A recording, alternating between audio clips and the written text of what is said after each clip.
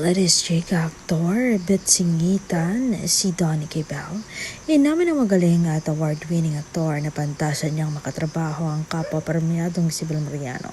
Nabadood ko po kasi ang iba't ibang projects niya, sobrang nakakabilib lang iyong ginawa niya, anya.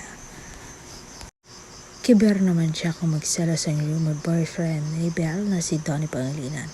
Feeling kasi niya ay ma-challenge siya sa intensity ni Belle bilang actress.